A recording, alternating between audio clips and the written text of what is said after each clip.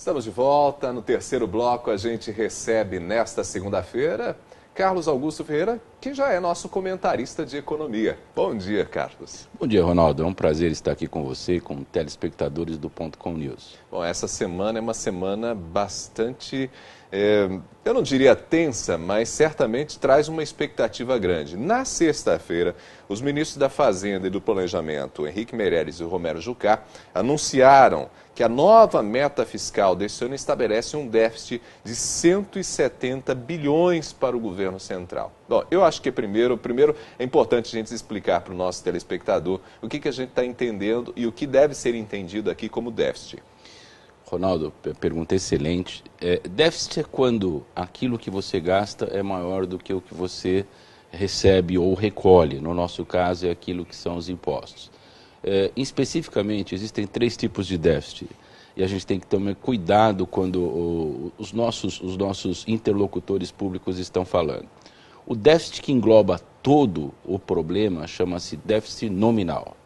O primário é aquele que exclui a dívida e a correção monetária. E o operacional, a correção monetária e a variação cambial. Então, prestem sempre atenção. Quando o déficit for o nominal, ele está falando do todo, do nosso problema como um todo. E às vezes um ouvinte não muito esclarecido pode ter algum tipo de confusão. Bom, no nosso caso, nós estamos falando então de um déficit nominal. Portanto, estamos falando do todo. Do problemão. Muito bem. Nesse problemão, como o governo convive com um déficit de 170 bilhões, Carlos? Em 11 dias de governo, o que a equipe do Meirelles acabou desenvolvendo foi um diagnóstico de curto prazo e adotou uma postura conservadora. O que significa isso?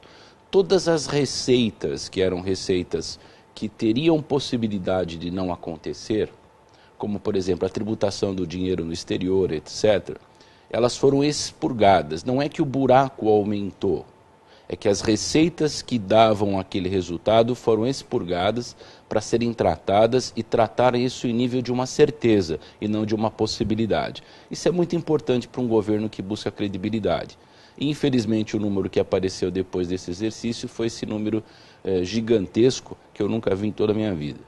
Bom, isso significa que como o governo está trabalhando com certezas, ou seja, com números bastante realistas, ao fechamento das contas a gente pode chegar a um número, por exemplo, no final deste ano, a um número muito menor que esse.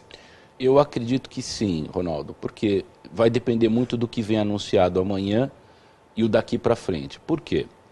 O que é necessário para implementar medidas? É necessário que você tenha um pacto, e um pacto, evidentemente, com o Legislativo. Então, depois do anúncio de amanhã, nós temos a comissão do orçamento e a seguir o Congresso. Se essas primeiras medidas, que devem ser de caráter brando, muito mais internas, forem aprovadas, significa que nós temos uma boa possibilidade de implementar medidas mais estruturantes, mais completas e de alto impacto. Bom, então, já que você falou em medidas que devem ser anunciadas nesta terça-feira, certamente os analistas e você tem algumas ideias do que a gente deve ter aí dentro da relação proposta pelo governo. Em administração, a gente costuma dizer o seguinte: quando você chega e faz um diagnóstico, você precisa implementar o que a gente chama de vitórias rápidas, quick wins, né? Essas vitórias rápidas normalmente são aquelas pequenas sacadas, aquelas pequenas mexidas que não causam tanto tumulto e que são capazes de trazer primeiros resultados para estabelecer uma confiança. Eu acredito que o corte vai ser dentro de casa, em cargos comissionados, em comissões. Eu diria que é neste contexto, é nessa via, é nessa pavimentação que o governo Temer deve embrenhar os seus esforços. E eu não tenho dúvida que, se for nessa direção, vão ser bem-sucedidos. Longe de discutir impostos e reforma de previdência, que são temas áridos, complexos e que vão necessitar de um debate mais intenso. Então isso, por exemplo, pode até acontecer, mas num segundo momento, porque aí já depende de uma relação com o próprio Congresso. Eu não tenho dúvida. Bem como também medidas de caráter impopular, como, por exemplo, mexer nos programas assistenciais, também são muito polêmicos nesse primeiro momento. Haja visto toda a discussão que está acontecendo, até mesmo o que aconteceu próximo à casa do presidente em São Paulo. Eu acredito que o governo vai tatear com mais cuidado, não vai ser eleitoreiro, porém não pode cometer um erro de adiar demais o remédio duro que nós estamos precisando. Bom, dentro desse cenário que a gente viu, e já que estamos falando de déficit, um outro déficit diagnosticado e também apontado pela própria imprensa foi o déficit da Previdência, que também é bilionário, está na ordem de 146 bilhões de reais. É isso mesmo? É isso, Ronaldo, e o Brasil há anos discute a possibilidade de rever a questão da Previdência. Evidentemente só tem que se agravar, porque com 10 milhões fora do mercado de trabalho não pagando, contribuindo mensalmente, e a quantidade de gente entrando no sistema de aposentadorias do Brasil, que é a Previdência Social, é natural que o déficit cresça. É preciso reformas, a longevidade mudou, as pessoas vivem mais, as pessoas são mais produtivas por mais tempo, nós temos que enfrentar a realidade, não adianta fazer o daqui para frente. Por mais que digam que não vai ser feito, não tem remédio. Tem que rever as idades, rever a progressão e os cortes, tanto para homem e para mulher, tem que acontecer mais tarde. Infelizmente, é esse remédio. E tem que ser para todos, não pode ser o daqui para frente. Muito bem, nós estamos conversando com o Carlos Augusto Ferreira, nosso comentarista de economia, entendendo um pouquinho os déficits que estão sendo apresentados pela Previdência, também que foram apresentados em números pelo governo na sexta-feira. Bom, eu gostaria de entender contigo, Carlos, porque a gente chega a esse número de 146 bilhões na Previdência, 170 bilhões que é o déficit nominal, ou seja, das contas do governo. Como que a gente chegou a números tão expressivos, a um buraco tão grande assim, tanto na Previdência quanto nas contas do governo?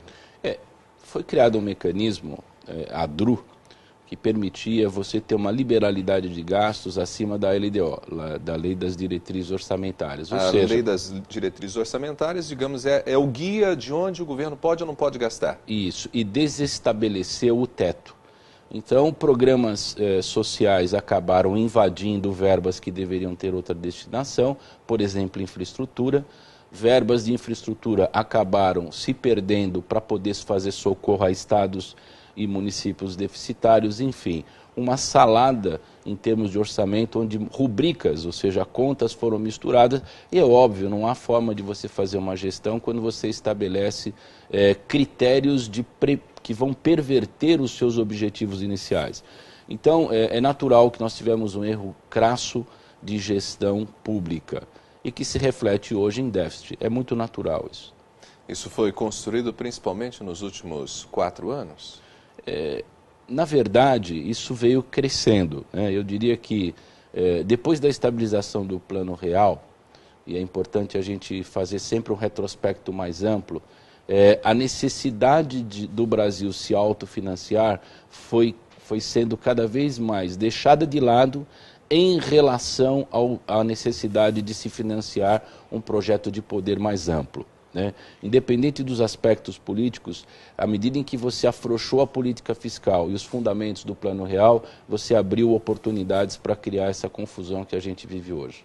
Muito bem. Bom, então amanhã serão anunciadas as primeiras medidas. Nós falamos, inclusive, há pouco aqui, entre os destaques dos principais jornais, que o governo pretende também, além de anunciar essas medidas, que serão medidas de cortes, tentar pensar alguma coisa e propor alguma coisa também positiva, algum pacote de crescimento. Então, tudo isso deve agitar a semana na economia, né?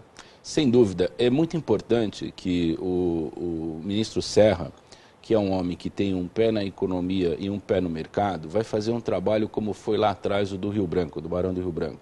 Foi o grande embaixador da história do Brasil que conseguiu aproximar e trazer a política diplomática brasileira para atrair investimentos. É muito importante que o lá fora compreenda formalmente que o Brasil mudou, está numa outra direção e é promissor e é mesmo. É a melhor economia da América Latina, está entre as 6 maiores do mundo, tem todas as condições de gerar retornos de investimento muito relevantes para todos os investidores. E nós precisamos desses recursos.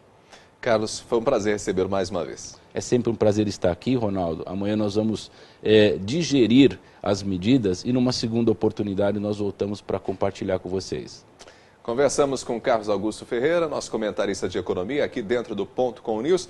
A gente pôde entender um pouco mais esse cenário, né, que, na verdade, já vem se desenvolvendo há algum tempo no Brasil e chegou a esses números que nos incomodam, né? 170 bilhões de déficits no governo, nas contas do governo, 146 na Previdência, mas a gente percebe que agora existe uma disposição para reverter essa realidade.